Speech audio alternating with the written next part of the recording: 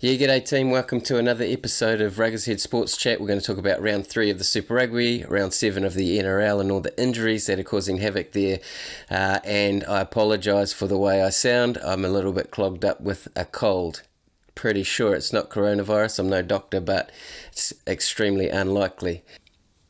Let's talk about the rugby to start off with. We've got the Blues versus Highlanders on Saturday night in Auckland at Eden Park. There's no sign of Dan Carter just yet, and the Blues have only made one change to the team. The teams were announced today, so there's really no point in changing a winning team. They're doing pretty well. The only change was that English recruit Joe Marchant is on the bench, and this will be his last game before he returns back to England to play for Harlequins before their season starts. The Highlanders have made one change at fullback as they struggle to try and find a replacement for Ben Smith. Scott Gregory comes on to replace Vilimoni Koroi, so that's one Sevens player for another. The Highlanders had a bye last week, and the game that they played before that was against the Chiefs, which they won. It was a good win. The Blues are strong favourites, only paying $1.23 for this one. I think it'll be a bit closer than that, but I still pick the Blues to win this one. Crusaders versus Chiefs is the game on Sunday afternoon, and believe it or not, the Chiefs have another injury. Luke Jacobson, I guess there's no surprise, this kid has just had the worst luck in terms of injuries I think you'll find. He is out injured with a broken hand that he injured on the weekend just gone against the Blues in Hamilton. So the Chiefs would really be hoping Sam Cane can play this week. We've just got to wait and see what teams are named tomorrow. Scott Barrett also has an injury, and he's potentially out for the rest of the Super Rugby season. He has injured his foot, so we'll have to wait and see whether he actually does make it back in time for the end of it. I think the Chiefs will really be looking to bounce back from their loss last week against the Blues, but I still think that the Crusaders should or will win, but you never know. Chiefs Crusaders games, they're always pretty epic, and the Chiefs have caused upsets in the past. Last thing on rugby, there's been a bit of talk about the Kangaroos Rugby League team versus the All Blacks in a hybrid type rugby game. We don't know any details of what that would look like, but it's worth just making a couple of comments. It'll be later this year instead of the All Blacks end of year tour that they normally take going to Europe.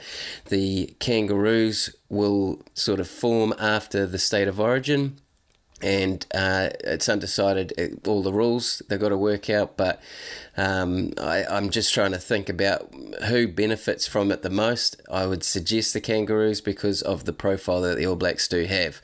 So the All Blacks just need to sort of be careful with what they do there, I think. Back to the NRL, the main point to note here are that there are injuries all over the round, but unbelievably in the first game on Thursday night, the Panthers have not made any changes to their top 17. The Rabbits have made one change, and that's only on the bench because Tom Amoni injured his ACL, unfortunately, on the weekend, and he was playing really well too, so it's really unfortunate for him. James Roberts comes onto the bench for him in his first game back from rehab. So from a fantasy point of view, Nathan Cleary has the highest average of any half this year. He was great last week, and so if you can afford him, he's definitely a keeper in the halves. Latrell Mitchell looks like the best centre option in fantasy at the moment in such a tricky position this year. It's going to be a great game to start the round. The odds are even, but I think after last week's efforts, the Panthers should win in a close one. The Storm play the Warriors for the first game on Friday night. The Storm are boosted with Josh Adokar and Jerome Hughes back. They were definitely missing last week when the Storm lost to the Panthers. So they replace Marion Seve and Riley Jacks. The Warriors unavailable players list is the longest in the NRL, only just. Broncos and Seagulls and Titans aren't far behind. Wade Egan has been suspended for a week. For eye gouging. Elisa Katoa is out injured but should only be for 1 week. And he is second currently on the fantasy overall value rises this year. Carl Lawton and Jack Murchie take their place. Pappenhausen could be in for a big score against the Warriors this week. He's, I think, a hold, so I will be. hopefully he scores well, even though I'd way rather the Warriors do well. Katoa may still have a couple of price rises in him when he gets back, but for me, I think he's a sell. RTS has now dropped 161k and still dropping. He's got quite a high BE. After the news at the Warriors this week, I think I just can't see them getting up for this one. Storm will definitely want to bounce back from their loss to the Panthers last week. It's not a home game in Melbourne. They've had to relocate to Sydney because of COVID restrictions or breaches, so but I still think that the Storm should be way too strong in this one. Roosters versus Dragons is the second game on Saturday night. James Tedesco has been named, but he is following through the HIA protocol, so we'll have to wait and see if he actually does play. Sam Verrills comes onto the bench, and to be fair, Teddy's price might have peaked in fantasy now that he had a lower score last week. Kyle Flanagan looks like a genuine keeper in the halves. He's goal kicking half in the best team in the competition. I have him, and I'm very glad that I do. Jordan Pereira for the Dragons is suspended. And Jason Saab comes in. James Graham is off to the Super League, and he's replaced by Blake Lowry, and Jackson Ford comes onto the bench to then replace Blake Lowry, Jackson Ford's a little under 400k in fantasy. I probably wouldn't consider him until, I don't see him being worth talking about. Cameron McInnes is now the most expensive player in fantasy. He has just cracked $1 million. And I'm hoping Lomax keeps his consistent scores, and I think he's a keeper in the centres at the moment, although between him, Best and Mitchell, you've got a couple of options. And even if Teddy doesn't play in this game, I think the Dragons won't be able to win 3 games in a row. The Roosters should do this one comfortably. The first game on Super Saturday is Cowboys versus Knights up in North Queensland. The only change to the Cowboys team is Ruben Cotter. He replaces Corey Jensen, who is injured. Taumalolo is still one of the best scorers in fantasy this year, averaging nearly 70 points a game. Reece Robson could be an option now that he's playing 80 minutes in the hooking role. And Scott Drinkwater had a great game last week after I sold him. If you've still got him, he's still got a few price rises in him. Biggest news at the Knights is that Bradman Best is suspended for 1 week. I think he wasn't quite sure on the COVID-19 protocols at the club, or that the NRL have. They've relaxed them slightly, and I don't think he communicated what he was doing well enough, so it sounds like he's got to step down for 1 week. He's replaced by Inari Tuwala.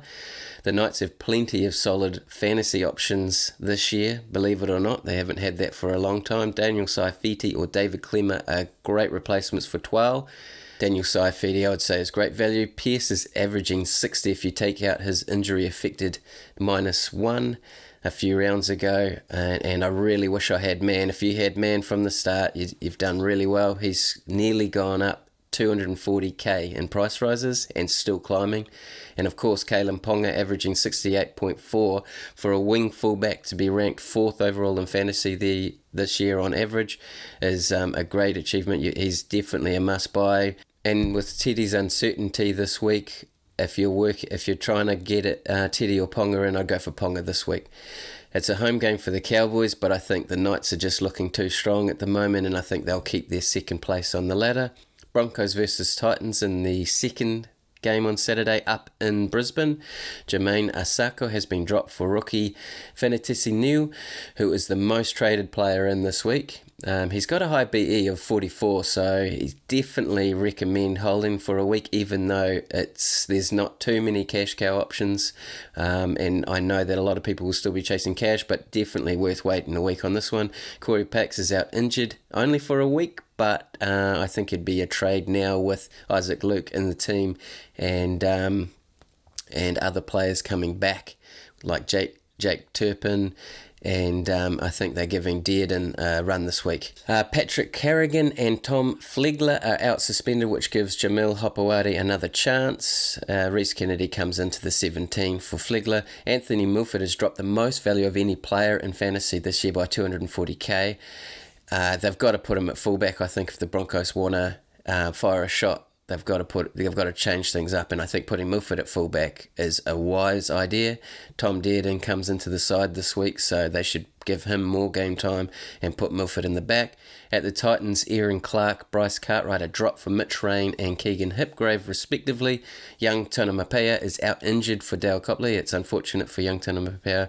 He's just joined the Titans. Jared Wallace is back on the bench. I'd suggest that he'll be a regular if he stays injury free. Aaron Clark has a negative BE, so it's a bit of a tricky one if you do have him, whether you keep him or sell him. It's unlikely he'll stay in the side or get much game time from here. Jamal Fogarty, who probably was in hindsight the best half cash cow out of Pakes, Clune and also probably Clark now, and I've got Pakes and Clune. I wish I had got Fogarty. He's just in such a bad team, it probably wasn't worth bringing him in at the time. Fotuaika, the prop for the Titans, is in the top 3 props this year and probably the best replacement for Twell. I think he's still climbing in value, so if you do have Twell and you're looking for a replacement, then I would recommend Fotuaika as the number 1 best option. If you don't have Haas already. If you don't have Haas, then you screwed up. Not really expecting this to be a good game, but I think the Broncos should win. Tough. Eels versus Raiders. It's only one change of the Eels this week after their loss to the Roosters. Nathan Brown has been suspended for 2 weeks, so Brad Takarangi comes onto the bench. Ryan Madison has been really, really good this year and definitely worth getting if you can afford him. He's one of the elite second rowers. Mitchell Moses was quieter last week than normal with only 37 points, but of course he's a hold. The Raiders 17 are unchanged this week. Papali'i or Horsburgh look like good options in the front row. Horsburgh obviously is a dual position, front row or second row, and they could be a replacement for Twell as well. The Raiders really need to fire. I think they're going to be more desperate in this game. Both teams lost last week, and both teams should be top 4 candidates, but I think Eels will win this one in a close one. Sea Eagles versus Sharks.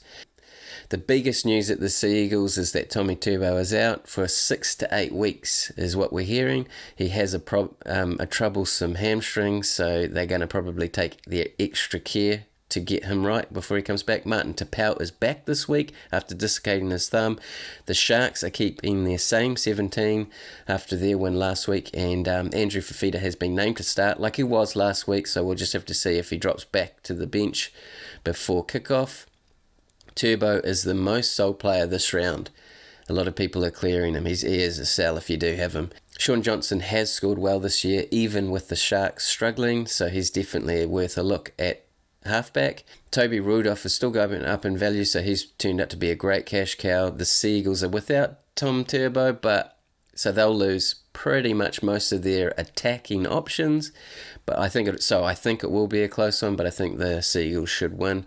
Bulldogs versus Tigers. Only one change to the Doggies 17 with Kieran Holland replacing the suspended Christian Crichton. The biggest news, of course, is Alex Twell's knee injury. He's out for 4 weeks and replaced by Matthew Eisenhuth, who has performed well enough in fantasy. I think his price point's enough to steer clear of him.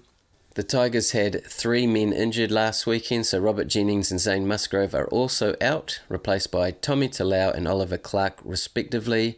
I think Tommy Talau, for me, is the pick of the cash cows this week. And a player worth looking at now is Will Hopewadi, now that he's playing at fullback. He's dropped 134k this season and is a good solid option at centre now, so worth a look, and he can cover wing fullback if you've got Tom Turbo or you need to change things up a little bit. Another player worth talking about is Jake Averillo.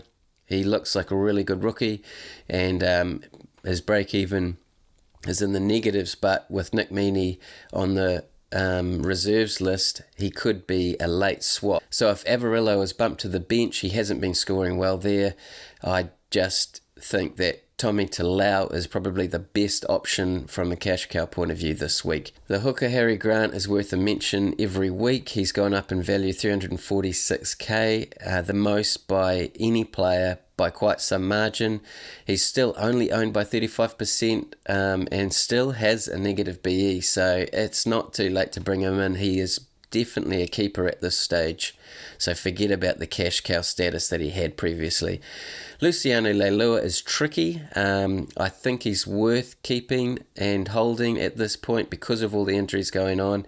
He He is an average of 49. I'm going to keep him. I think with the shorter season this year, the lesser trades we have available, I think he could potentially be a keeper this year. I think this game will be closer than the odds suggest, but the Tigers should still win as they are favourites and beat the struggling doggies. Look, enjoy a great round of sport. I'm looking forward to it. That should just about cover it.